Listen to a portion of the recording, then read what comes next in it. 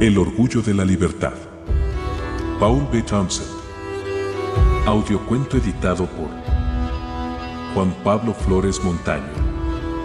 Para El Amo del Calabozo.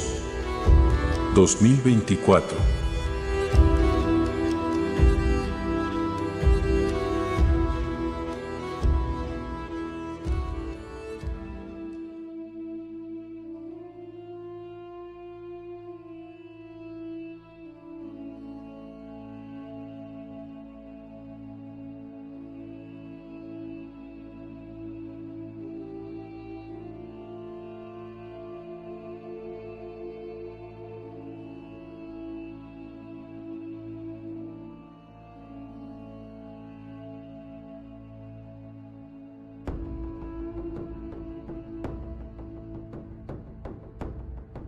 El orgullo de la libertad.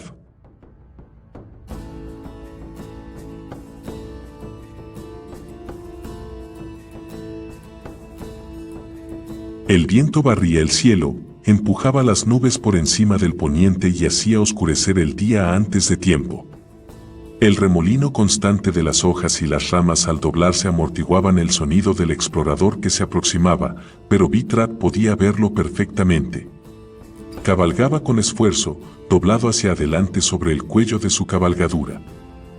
El viento le azotaba la cara y lo cubría, desde el casco hasta los estribos, del fino polvo que levantaba. El explorador tiró de las riendas, se detuvo ante su comandante y saludó. «Señor», dijo elevando la voz por encima del viento. «El parte, cabo», respondió Bitrad. «He reconocido las 3 próximas leguas, señor, y he encontrado muchas huellas de nuestras presas, pero en realidad a estas no las he visto en ningún momento. Corren que se las lleva el diablo, señor. No podrán mantener ese ritmo mucho tiempo más». «Ni nosotros», pensó Bitrad mientras echaba una mirada a sus hombres, 20 caballeros y 66 hombres de armas, todos montados. Al empezar esta misión habían sido 120. Hombres y bestias estaban hundidos por la fatiga a pesar de haber sido elegidos entre los mejores. ¿Cómo era posible que aquella presa inexperta les llevara tanta ventaja? «La columna avanzará», dijo Bitrad a sus subordinados. «Los de los flancos irán por el interior del bosque, a 100 pasos de distancia. Mucha atención a los árboles esta vez. No quiero más emboscadas, ¿entendido? Ya hemos pagado un precio demasiado alto por estos malditos traidores».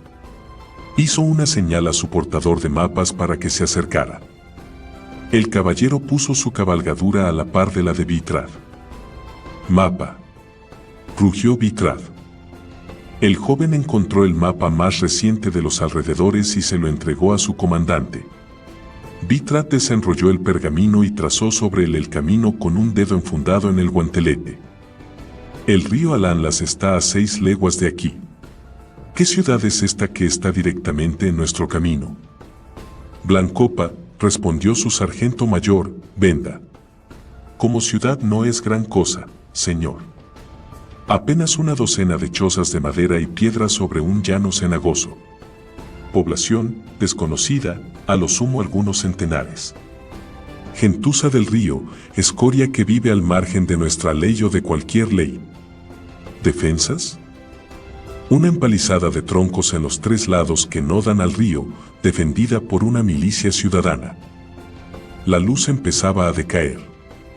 Bitrad enrolló el mapa sin demasiado cuidado y se lo devolvió al portador de mapas.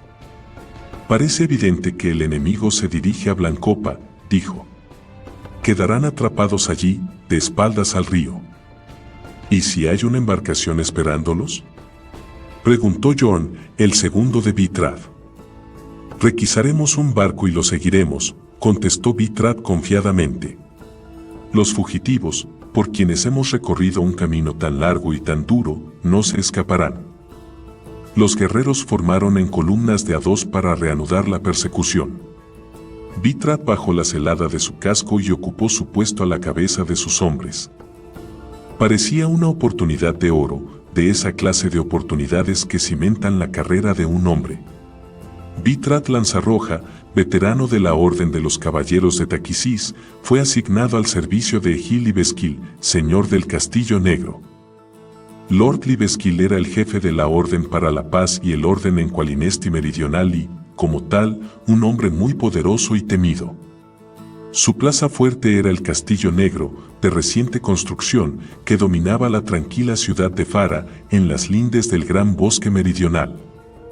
Ser llamado al Castillo Negro era una perspectiva desalentadora, pero Vitrat saboreó la atmósfera amenazadora mientras subía por las escaleras de Onyx hacia los aposentos de Lord Lathskel.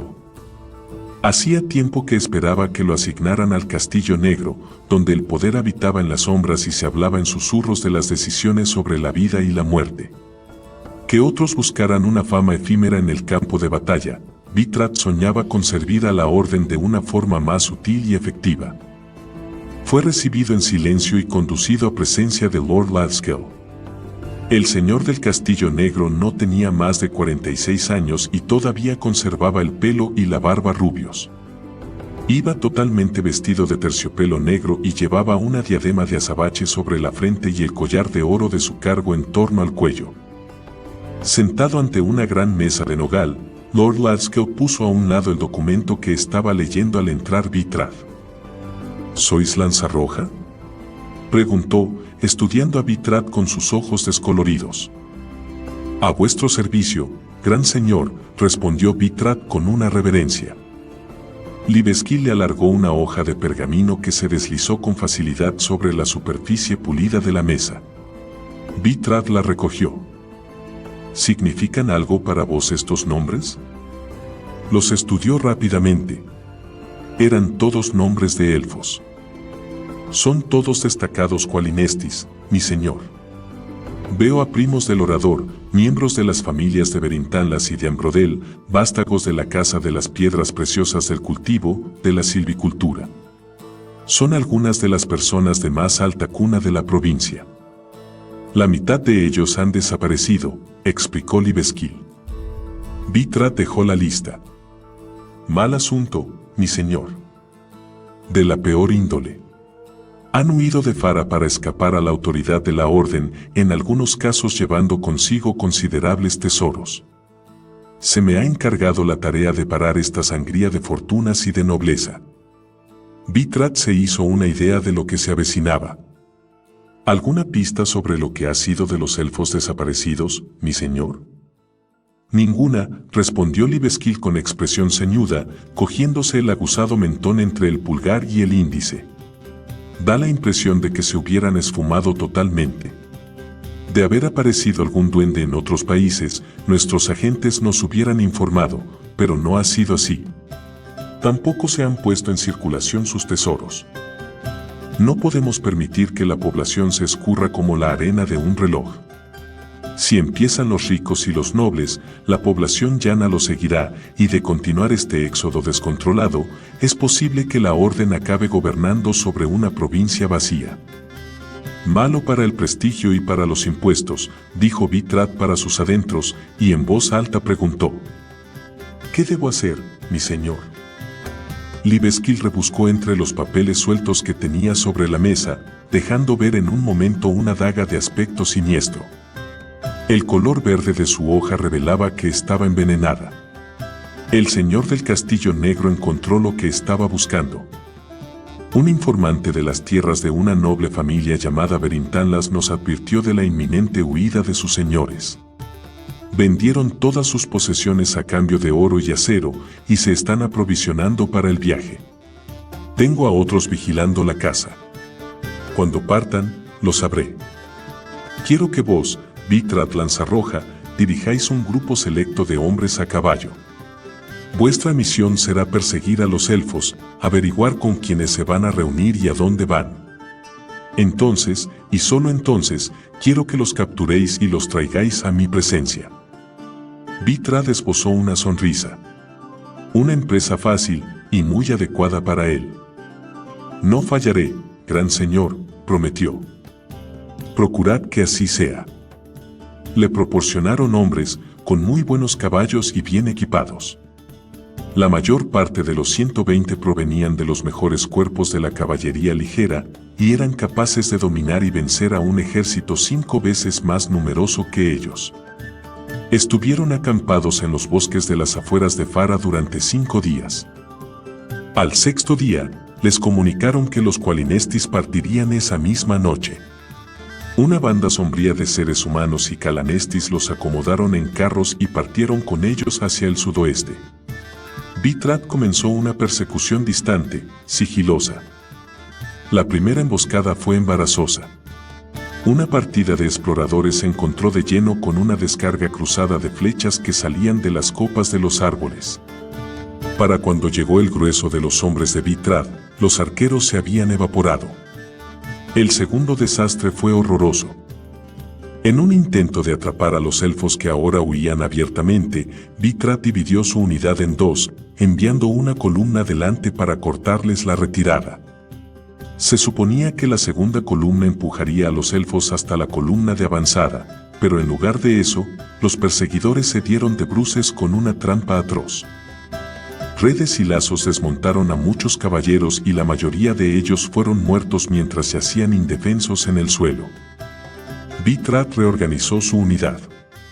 Estaba claro que los Qualinestis se habían encomendado a mercenarios peligrosos y avesados y que capturarlos iba a ser una empresa mucho más dura que la de cazar simplemente a un grupo de civiles en fuga. Envió un despacho al efecto a Lord Lathskel pidiéndole que apostase fuerzas tanto en los pasos que conducían a Torvardin como en la costa meridional del río Alanlas. Vitrat no estaba dispuesto a fracasar en su primera misión para el señor del Castillo Negro, aun cuando ello implicara llevar de vuelta a su unidad y a sus presas más muertas que vivas. Caía la lluvia cuando avistaron la tosca empalizada de madera de Blancopa. La valla rodeaba totalmente la ciudad llegando hasta el río. Había 2 puertas en la empalizada y las 2 estaban abiertas de par en par. Unas linternas cubiertas colgaban de unos ganchos junto a las puertas. Vitrat detuvo la columna en la linde del bosque.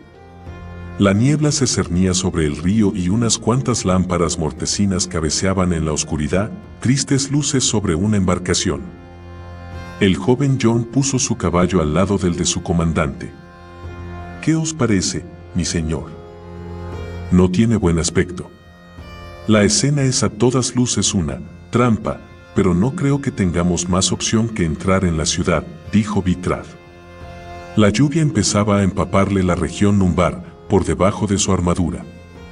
Esta incomodidad no hacía más que aumentar su irritación. ¿Podríamos obligarlos a rendirse? Es poco probable. Los Qualinestis podrían rendirse pacíficamente, pero los mercenarios que los acompañan no lo harán. Nos han atacado con demasiada fiereza y saben lo que les pasará si les echamos mano. Jorn echó la cabeza hacia atrás haciéndose sombra con la mano sobre los ojos. Al menos la lluvia dejará fuera de combate a sus arqueros, señor. Demos gracias a la Reina Oscura por ese pequeño favor. Vitrat hizo que sus flanqueadores salieran del bosque. Dividió a sus hombres en 2 bandos y puso a Jorn al mando del otro. Haz entrar a tus hombres por la puerta occidental, dijo Vitrat. Llévalos hasta la orilla misma del río. Manteneos juntos, no permitas que tus hombres se dividan en grupos de 2 o de 3 entre las casas. Si encuentras a los refugiados, haz que el corneta toque su cuerno. A vuestras órdenes, mi señor. Jorn se alejó a medio galope llevándose consigo a la mitad de los hombres. El resto permaneció en silencio detrás de Vitrat. Este se quedó mirando en medio de la lluvia la puerta oriental abierta. Cuando el sonido del grupo de Jorn se amortiguó en la distancia, levantó la mano. Hasta los caballos se pusieron en tensión. Sin decir palabra, hizo un movimiento descendente con la mano mientras espoleaba a su montura para que se pusiera en marcha. Los caballeros se alinearon detrás de Vitrat formando fila de 3, con las espadas que despedían destellos en la oscuridad. Las puertas estaban desguarnecidas. Vitrat aminoró la marcha e hizo que su caballo describiera un círculo buscando signos de una emboscada. La lluvia caía a chorros de los toscos techos de paja y salpicaba la cenagosa senda. Un perro ladró por allí cerca. Vitrat se acorazó para no prestar atención a las calles fantasmagóricas, vacías. Hizo a sus hombres una señal para que avanzaran. Blancopa no tenía más que 4 calles. Chozas y casuchas se levantaban hasta cerca de los almacenes de la orilla del río, que eran la única construcción sólida, recta y de piedra que había en la ciudad. Podría haber cientos de soldados ocultos en unos almacenes como esos. ¿Qué hacemos ahora, mi señor?, preguntó el sargento Benda. Buscar un barco, dijo Vitrat.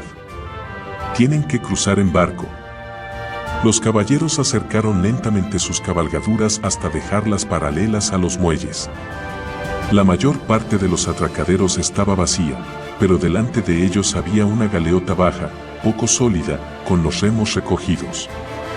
Unas toldillas rayadas cubrían casi toda la cubierta. Vitrat reparó en ello y redujo la marcha. Nadie colocaba toldillas para la carga, solo para pasajeros. Allí. Se paró sobre los estribos y señaló al galeote, que se encontraba a 3 atracaderos de ellos. Ese es. Adelante, por la orden.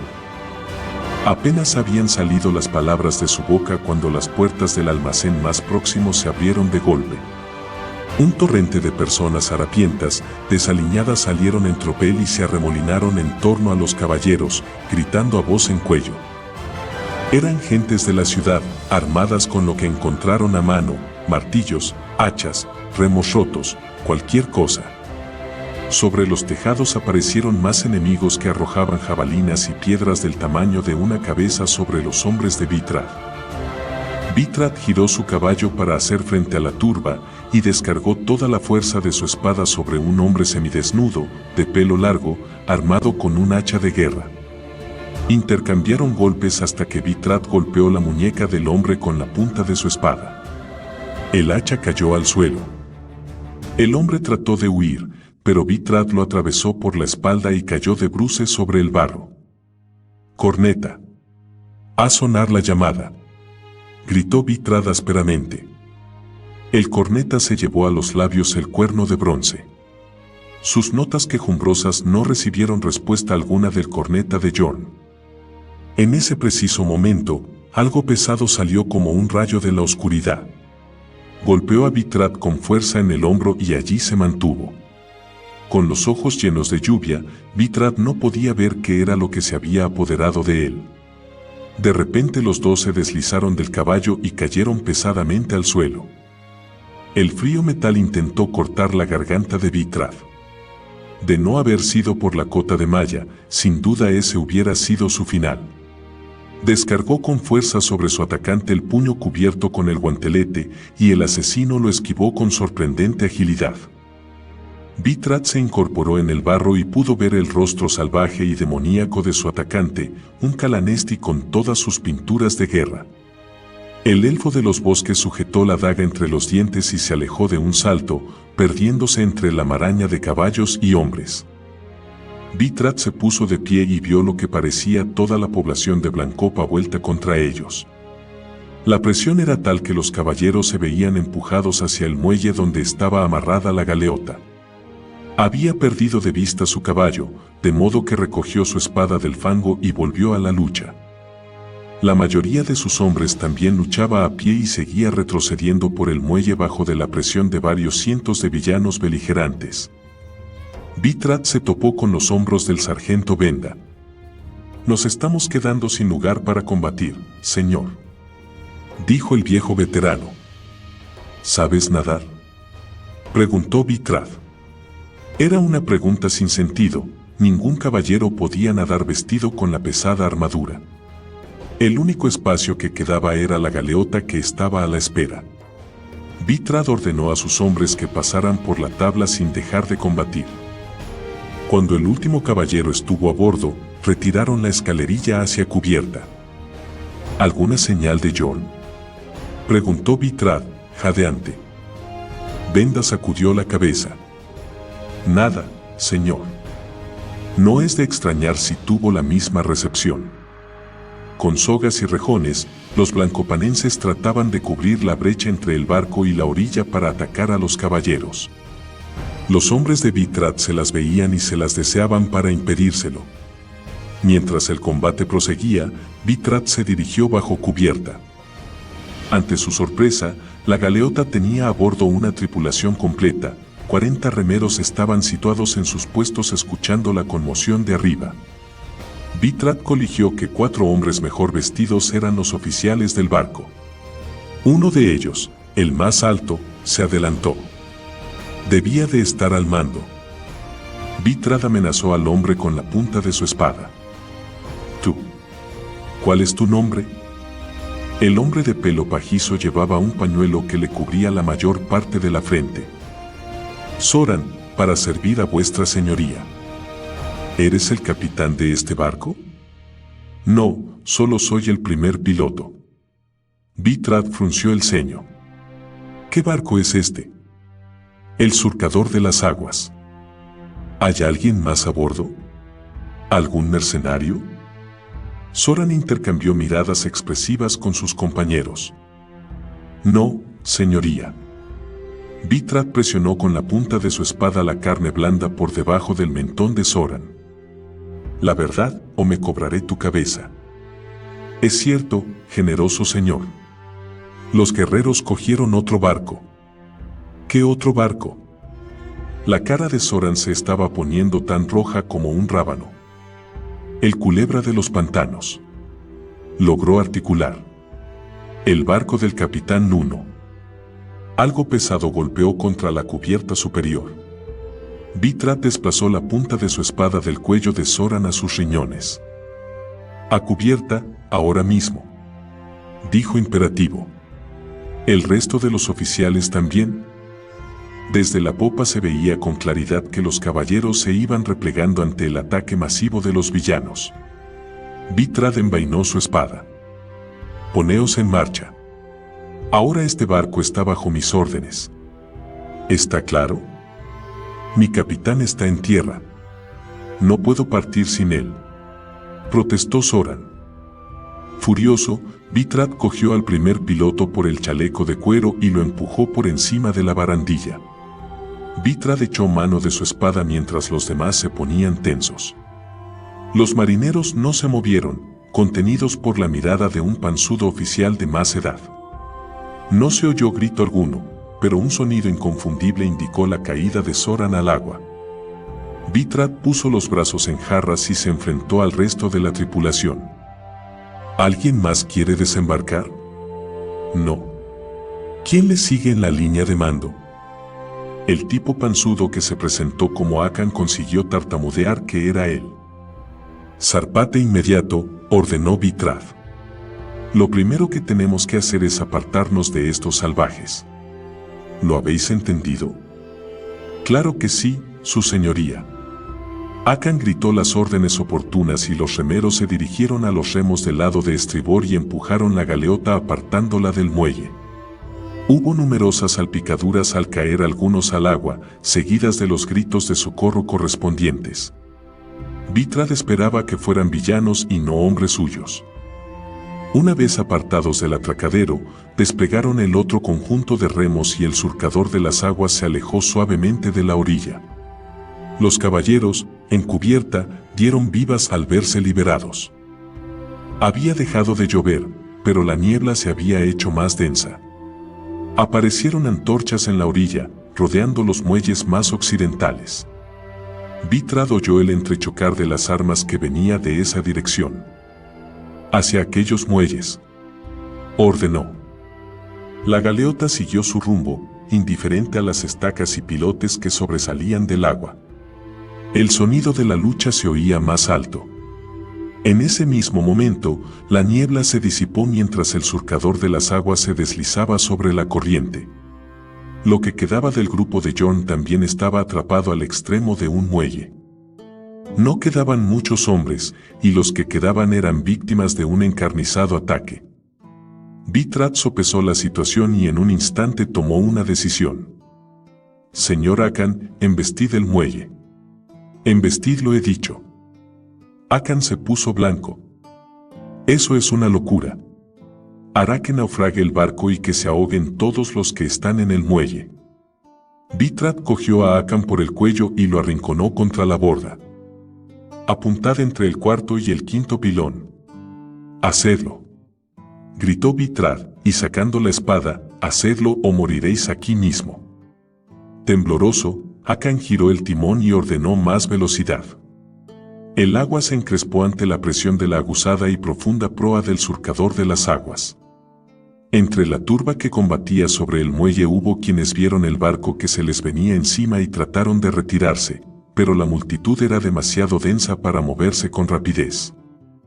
La proa del surcador de las aguas chocó contra los maderos aplastando a muchos blancopanenses. El resto cayó al agua o corrió hacia la orilla. Del otro lado de la escollera, los supervivientes del grupo de Jorn vieron a sus camaradas sobre la galeota y subieron al barco para unirse a ellos. Con la proa maltrecha pero sin hacer agua, el surcador de las aguas volvió a retirarse hacia la niebla. Sangrando profusamente por una herida en el cuero cabelludo y sujetándose un brazo roto, Jorn dio parte a su comandante en la popa del barco. «Mi señor, gracias por vuestro oportuno rescate», dijo tras saludarlo con la mano sana. «Unos minutos más y todos hubiéramos acabado como alimento de los peces». «¿Por qué no contestó vuestro corneta al nuestro?», preguntó Vitrat con severidad.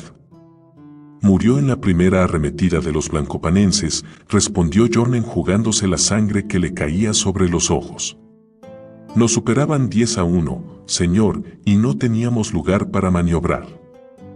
Akan, apoyado sobre la caña del timón, ofreció amablemente los servicios del matasanos de a bordo a los caballeros heridos. Vitrat asintió y envió al vacilante Jorn para que lo atendiera el sanador. «Su señoría», empezó Akan tímidamente. «¿Qué? ¿Qué debo hacer?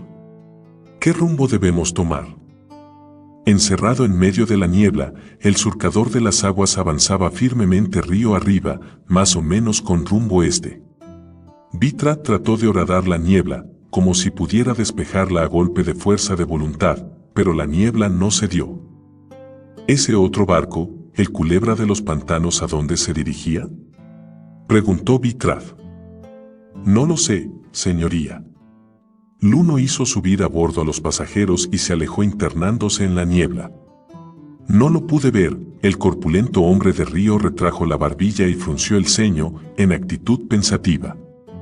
«Creo que tenía anclas de mar en la proa cuando partió». «Sí, estoy seguro de ello». «¿Qué significa eso?».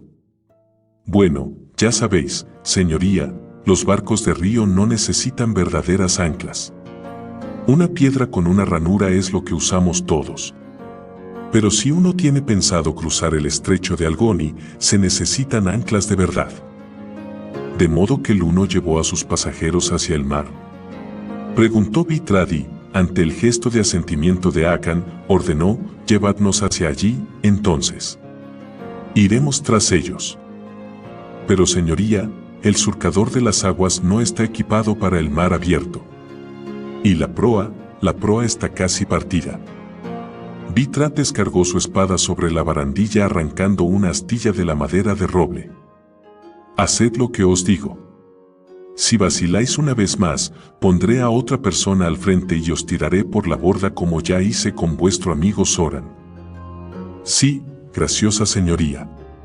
A Akan se le veía pálido, incluso en medio de la niebla. «Al mar, sí». La galeota redujo la marcha y batió los remos. Mientras una bancada de remeros remaba hacia adelante, la otra lo hacía en sentido inverso, haciendo girar a la ligera nave sobre sí misma. Vitrat ordenó más velocidad y el surcador de las aguas, ayudado por la corriente, emprendió raudo y veloz la persecución de los Qualinestis.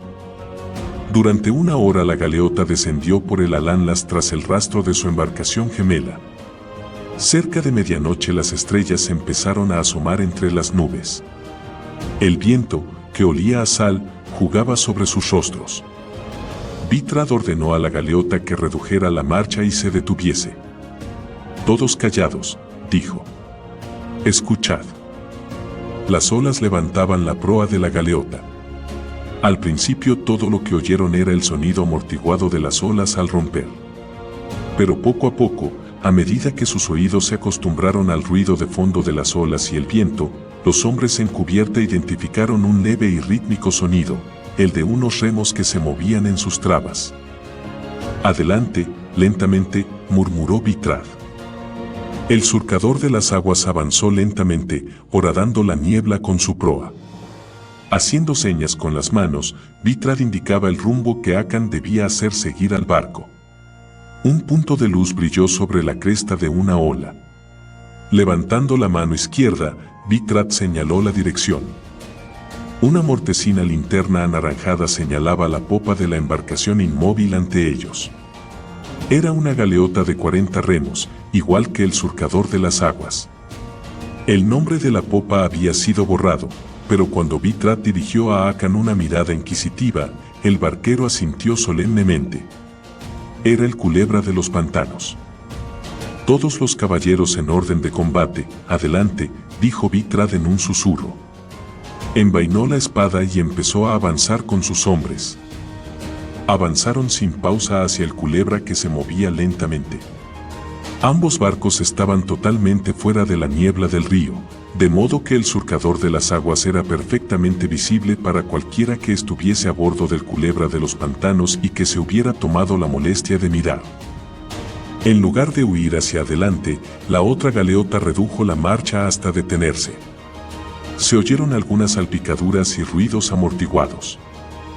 «A ellos, ahora», gritó Bitrad. El surcador de las aguas cargó, y en el último momento, los remeros de babor retiraron sus remos. La galeota chocó con los remos inmóviles del lado de estribor del Culebra de los Pantanos, reduciéndolos a astillas. Ambos cascos se rozaron, y al grito de «por la orden», surgido de la garganta de Bitrad, unos 50 caballeros y hombres de armas en perfectas condiciones físicas saltaron por encima de la barandilla. Bitrad aterrizó sobre la cubierta del Culebra. Un calanesti extravagantemente pintado se lanzó sobre él con un sable. Intercambiaron varias estocadas y quites hasta que el sargento Benda saltó desde la barandilla y fue a caer sobre el elfo. Lo siguió un torrente de guerreros armados que en un instante ocuparon el alcázar de la embarcación. Se abrieron las escotillas y salieron los remeros, armados con cuchillos, estacas y bicheros. Formaban un grupo espeluznante de individuos con cicatrices, pintados, tuertos unos y cojos o mancos otros. A pesar de toda su ferocidad, se enfrentaban a caballeros vestidos con armadura, y los hombres de Bitrad los atravesaban con la facilidad con que una aguja atraviesa una vela. La tripulación del Culebra de los Pantanos parecía decidida a defenderse en el alcázar, y llegaron a levantar una barricada de cascos y barriles para impedir la carga de los caballeros.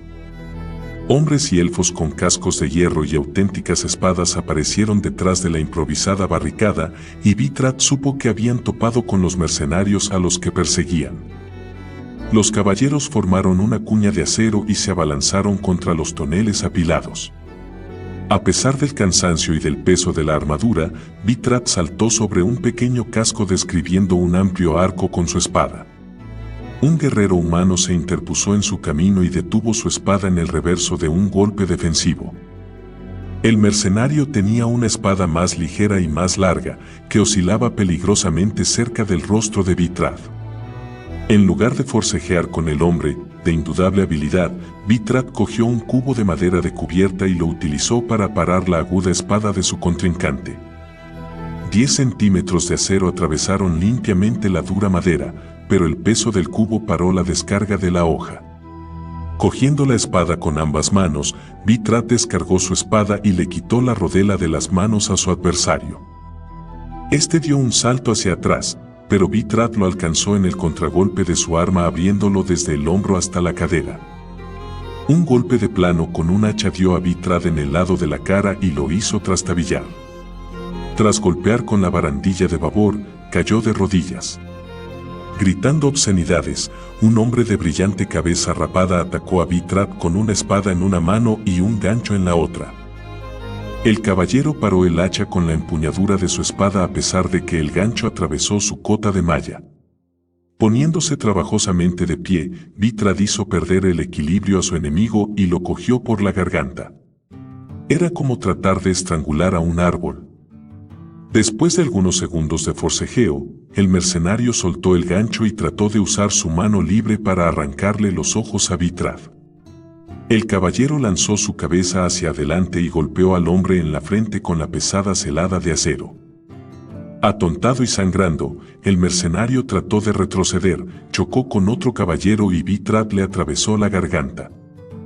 Mercenarios y marineros empezaron a abandonar sus armas y lanzarse por la borda. En cuestión de segundos, la cubierta de proa quedó vacía de enemigos. Vitrad ordenó que retirasen a los heridos y que se detuviese a los mercenarios supervivientes para interrogarlos. «Sargento Benda», llamó. El avesado y viejo guerrero se presentó, jadeante pero ileso. «Sí, señor. Elegid 6 hombres y comprobad lo que hay bajo las cubiertas. Inspeccionaré el castillo de proa. No he visto a ningún Qualinesti, pero es difícil saber quién es quién bajo las pinturas de guerra. Tienen que estar a bordo en algún sitio». Benda partió a cumplir sus órdenes. Acompañado de 2 hombres de armas, Vitrad se dirigió al castillo de proa. Ante su sorpresa, vio que sobre la cubierta de proa del Culebra de los Pantanos había una lona extendida y algo se movía debajo. Ante una señal suya, los hombres que lo acompañaban retiraron la lona. Allí había gente. Los Qualinestis perdidos, al menos la mayoría de ellos. Atados de pies y manos yacían en apretadas filas, amordazados. A la vista de los caballeros, los desventurados elfos gruñeron tras sus mordazas y patalearon. El ruido metálico reveló que sus tobillos estaban atados con gruesas cadenas. «En el nombre de la Reina Oscura, ¿qué está pasando aquí?», se preguntó Vitrad en voz alta. Sus hombres apartaron a un Qualinesti adulto de la movediza pila y le cortaron la mordaza. «Mi señor», exclamó el elfo. «Nunca pensé que tendría el placer de ver a los caballeros de Taquisís. Nos habéis salvado la vida. ¿A qué viene todo este desvarío? Esos bandidos nos despojaron de todo nuestro dinero para sacarnos de Qualinesti, pero intentaron asesinarnos a todos. Nos trajeron aquí con la intención de ahogarnos a todos como si fuéramos gatos». El Qualinesti bajó la orgullosa cabeza. «Algunos de nuestros amigos fueron arrojados por la borda antes de que vos intervinierais». «¿Cuál es vuestro nombre?», le preguntó Vitrad mirándolo desde lo alto. «Gerdato Berintanlas, señor». Vitrad recordó haber oído mencionar ese nombre a Lord Lathskel. El clan de los Berintanlas tenía gran fortuna e influencia en la provincia de Fara. «¿Liberamos a los demás, señor?», preguntó el cabo que estaba junto a Vitrad. Había 15 elfos tirados sobre la cubierta, adultos de uno y otro sexo, y apenas 20 caballeros sanos para guardarlos. Vitrad sopesó los pros y las contras y dijo: «No, dejadlos atados». «Señor», protestó Berintanlas. «¿Qué significa esto? Todos vosotros habéis disgustado a la orden al huir desafiando las leyes», dijo Vitrad solemnemente. «Esa fue la causa de que saliéramos en su persecución. Seréis devueltos al Castillo Negro, donde se os juzgará por sedición». Berintanlas agachó la cabeza un momento y luego volvió a levantarla. «Que así sea, señor», dijo. «Afrontaremos el juicio de la orden. Siempre será mejor que el destino que nos tenían reservado los mercenarios». Vitrad envainó su espada. «Yo no estaría tan seguro de eso», pensó. Se oyó un grito en la cubierta principal. Vitrad se volvió hacia la barandilla y cuál no sería su sorpresa al ver que el surcador de las aguas ya estaba a la distancia de un cabo y les mostraba la popa. El barco de Akan remaba hacia la desembocadura de la Lanlas a toda la velocidad de que era capaz. «Maldito sea. Lo destriparé por esto», rugió Vitrad. El sargento Benda apareció por la escotilla principal. Subió rápidamente la escalerilla hacia el castillo de proa para dar el parte. El barco es nuestro, señor. No hay nadie más aquí. La tripulación que no estaba herida saltó por la borda. Bitrad pensó rápidamente. Pon a los cualinestis a los remos, dijo, y a los prisioneros heridos también. La mitad de los remos están destrozados, señor, dijo Benda. Entonces coge la mitad de los que quedan y pásalos a estribor. A vuestras órdenes, señor. Los elfos y los prisioneros con heridas menos graves, vigilados por los guardias, fueron llevados a los bancos de los remeros y se les ordenó remar. Con 20 remos en lugar de 40, el Culebra de los Pantanos avanzaba a duras penas. La marea estaba bajando y las corrientes en torno a la desembocadura del río eran peligrosas, pero la galeota se abría camino entre ellas bajo la guía inexperta de Bitrad. Más adelante se cernía amenazador el banco de niebla. Benda deslizó unas palabras en el oído de su comandante. Señor, tengo algo más que comunicaros. No quería decirlo en voz muy alta, supongo que lo entenderéis. ¿De qué se trata, hombre? Un tesoro, señor. Hay cofres de acero y oro en la bodega, sacas de sedas y joyas. Supongo que los mercenarios tenían pensado asesinar a los cualinestis y repartirse el botín. Bitrad asintió. Allí estaba la respuesta que estaba buscando Lord Lathskel. Los ricos y nobles cualinestis que habían huido de la orden no habían logrado escapar, sino que habían encontrado un destino más cruel en las insondables profundidades del mar. Esa era la causa de que la extensa red de informantes del Castillo Negro no hubiera oído ni una palabra sobre ellos. Barco no identificado a popa, señor. Gritó un vigía apostado en el mástil. Bitrad entregó el timón a Benda y miró en la dirección indicada. No cabía duda, la silueta oscura de otro barco se deslizaba silenciosamente tras ellos. No tenía luz alguna, pero navegaba con las velas de gavia cortadas. Se trataba de un barco de mar, probablemente una carabela proveniente de Eschaicea. ¿Amigos de los mercenarios?, preguntó Benda. Roguemos a Nuestra Señora que no lo sean, musitó Bitrad. Más velocidad. Quiero perderlos en la niebla. Esa fue su orden, pero los remeros, exhaustos, inexpertos, no estaban en condiciones de cumplirla. El Culebra de los Pantanos avanzaba afanosamente, dejando un rastro bien visible que el misterioso barco podía seguir sin dificultad. Y vaya si lo siguió, incluso cuando Bitrad puso proa hacia la orilla norte, la oscura carabela giró en pos de ellos. Todos los soldados capacitados, a cubierta, dijo Bitrad. Cansados y en número muy escaso, los caballeros respondieron. De repente un fuego se encendió en la cubierta del misterioso barco. Apareció una llamarada que salió despedida por los aires en dirección hacia ellos y fue a dar en el agua en dirección a estribor entre ambos barcos. Allí estalló y siguió ardiendo en el agua. «Tienen una catapulta», dijo uno de los caballeros. «Sí, cargada con fuego gnomo». Bitrad apretó con fuerza los puños. El fuego gnomo era un terrible combustible, sumamente destructivo para las estructuras de madera como las casas o los barcos. El agua no lo extinguía, lo único capaz de apagar el fuego gnomo era la basura. Un segundo resplandor surgió en la cubierta de la carabela. Esta vez hubo un zumbido audible y la bola de fuego trazó un arco hacia ellos. En el último minuto, Bitrad movió el timón y la bola de fuego cayó en la estela del Culebra. La niebla se espesaba en torno a ellos. Bitrad trató de modificar el rumbo para despistar al barco enemigo, pero la carabela siguió en pos de ellos, guiada por la ancha estela que dejaban los remos. Pronto estuvieron a tiro, y unas jabalinas de más de 2 metros de largo se clavaron sobre los maderos del Culebra. «¡Ah!», de la galeota. La voz sonó lejana pero potente. Bitrad no hizo caso.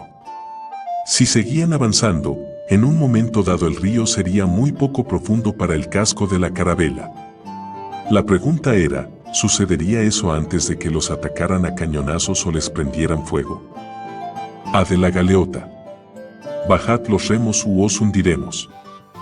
Los remos no aflojaron.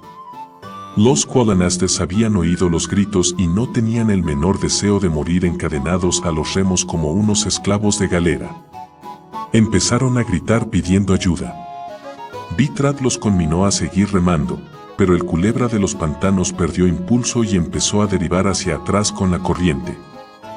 Todos los caballeros a cubierta. Sí, incluso los heridos. Aquí arriba. Todos los hombres deben tener una espada en la mano. Bramó su comandante. Cubiertos de sangre, vendados, los caballeros heridos conducidos por Jon se unieron a sus camaradas en cubierta. Señor, no soy quien para decirlo, pero creo que deberíamos parlamentar, dijo Benda. Bithrath no podía creerlo. ¿El viejo sargento quería rendirse?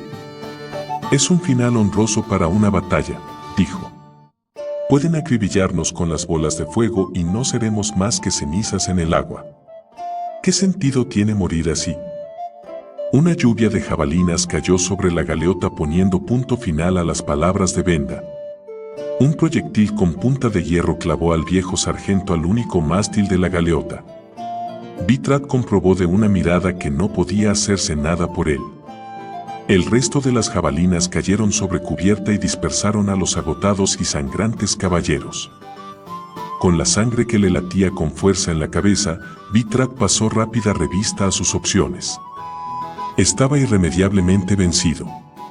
Aunque quisiera resistirse, la carabela estaba en condiciones de repeler el ataque y hundirlo sin correr el menor riesgo. Bithrath se encaramó a la barandilla y abocinó las manos en torno a la boca. Del barco. Que cese el fuego. Queremos parlamentar con vosotros. La carabela se puso de costado a la corriente y soltó las anclas de proa y de popa. Empujado por la corriente, el culebra de los pantanos fue a parar junto al barco. La cubierta de la carabela estaba erizada de marineros armados hasta los dientes. Se colocaron 4 linternas en las barandillas. Bithrath quedó sorprendido al ver que la tripulación de la carabela estaba formada totalmente por elfos. Elfos cualinestis de cara limpia. Los marineros se apartaron para dejar que uno más acercara a la barandilla. El recién llegado estaba detrás de las linternas protegidas, de modo que la luz que arrojaban daba en los ojos de Bithrath. No podía ver más que la sombra de un rostro, piel pálida, cabello rubio oculto en parte por un pañuelo oscuro. Una mano fina descansaba sobre la barandilla de la carabela. ¿Quién sois?, preguntó Bithrath. ¿Por qué nos atacáis? Vamos en una misión para la Orden de los Caballeros de Taquisís. Sé quién sois, dijo el que quedaba en las sombras. La voz baja, meliflua, era difícil de identificar. También sé lo que lleváis en ese barco. En este barco solo hay gentes de la Orden. No voy a intercambiar palabras con vos. Entregadnos a los cualinestis y sus propiedades y perdonaré la vida a los demás. Bithrath pasó revista a la línea de rostros asomados a la barandilla por encima de él. Ninguno sonreía. Una generosa oferta teniendo en cuenta que nuestra vida solo nos pertenece a nosotros, dijo sarcásticamente. No cometáis un error, vuestra vida está en mis manos, respondió el misterioso capitán. Solo tengo que dar la orden y todos moriréis. La única razón por la que estoy dispuesto a perdonaros la vida es por haber salvado a mis cualinestis de estos depravados. Teníamos la intención de interceptar a los mercenarios antes de saliesen del río, pero el viento y las corrientes no estaban a nuestro favor. Por haberles perdonado la vida, perdonaré la vuestra. Todo estaba muy silencioso en ambos barcos. Bithrath pensó en Lord Lathskel y en su largamente acariciado destino en el Castillo Negro. Si fallaba en su primera misión, nunca entraría en las filas de Lord Lathskel. Jorn apoyó una mano vendada sobre el hombro de Bithrath. Señor, no necesitáis decir nada. Yo entregaré a los cautivos. Con el rostro ardiendo por la vergüenza, Bithrath se dejó caer sobre un tonel. Jorn ordenó a los nobles cualinestis y a sus familias que abandonasen los bancos de los remeros. Estos subieron a cubierta y aunque todavía iban cargados de cadenas, treparon por la empinada borda de la carabela hacia la libertad. Los miembros capturados del Culebra de los Pantanos fueron con ellos. Con la aquiescencia de Jorn, los marineros de la carabela izaron el tesoro y lo depositaron sobre su barco. ¿Nos remolcaréis hasta la orilla?, preguntó Jorn al comandante de la carabela. Nuestros hombres son guerreros, no remeros. Dejémoslos para que aprendan, gritó un marinero. La tripulación de la carabela rió. Detrás de sus linternas, el capitán de la embarcación, oculto en las sombras, sonrió. No quisiera que llegarais a la orilla demasiado pronto, dijo el comandante de la carabela. Por lo que sé, tienen refuerzos muy próximos en tierra y nosotros debemos alejarnos.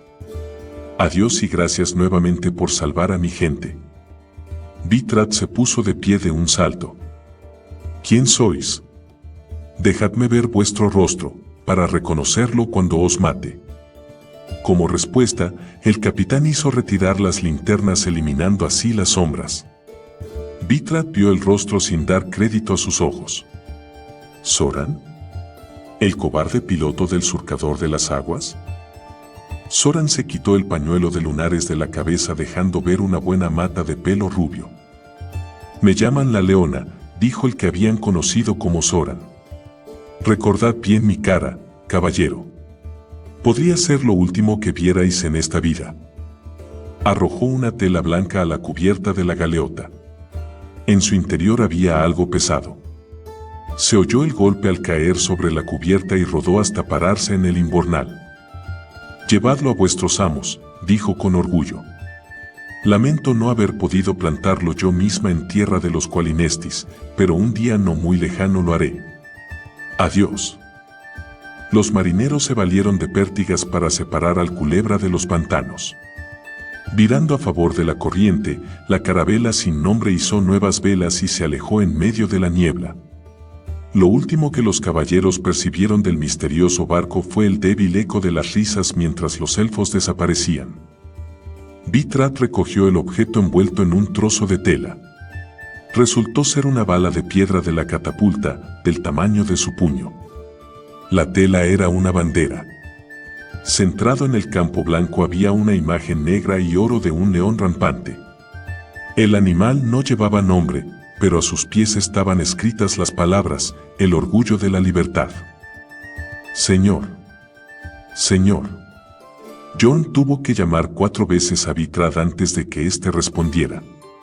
Señor, ¿quién es la Leona? Un mal sueño, musitó Vitrat. Un sueño del que será difícil despertar. De rodillas, con la cabeza baja, Vitrat entregó la bandera a Lord Ladskel. ¿Fue esto lo que os dio?, preguntó dejando caer la bandera sobre el suelo de ónix. Así es, mi señor. De modo que habéis conocido a la Leona. ¿Qué aspecto tiene? Vitrat levantó la cabeza. La vi con claridad, mi señor. No tuvo miedo de dejarme ver su cara. Le describió su aspecto y le contó lo que había dicho. Es una Qualinesti, sin duda, y de buena cuna. De eso estoy seguro. Lord Libeskill se levantó de su silla de ébano y se dirigió hacia una alta ventana. Cruzó las manos a la espalda mientras miraba el oscuro bosque allá abajo. Habéis fallado, Vitrat. Sois consciente de ello, ¿verdad? Sí, mi señor, pero mi misión no fue un absoluto fracaso. Ah, ¿no? He descubierto a dónde huían los Qualinestis y cómo lo hacían, y ahora esa ruta está cerrada. Los perdí y perdí su tesoro ante la Leona, pero vi su rostro y la oí hablar, que es más de lo que ha hecho cualquier otro miembro de la Orden. Lord Ladskel se volvió de espaldas a la ventana. Sacáis lecciones beneficiosas incluso de los fracasos, Lanzarroja. Esto está bien, dijo. Por eso os daré otra misión. Vitrat se puso en pie de un salto. Mi señor es demasiado magnánimo. Todavía no sabéis cuál es la misión. Vitrat juntó los talones y se puso firme para oír la misión. Traedme a la Leona. Ya lleva demasiado tiempo burlándose de nuestra autoridad. No me importa el tiempo que tardéis ni las vidas que cueste. Encontradla, Vitrad. Empezad ahora mismo. Vitrad saludó enérgicamente. Pondré mi vida en el empeño, gran señor, dijo, y era plenamente consciente de lo que decía.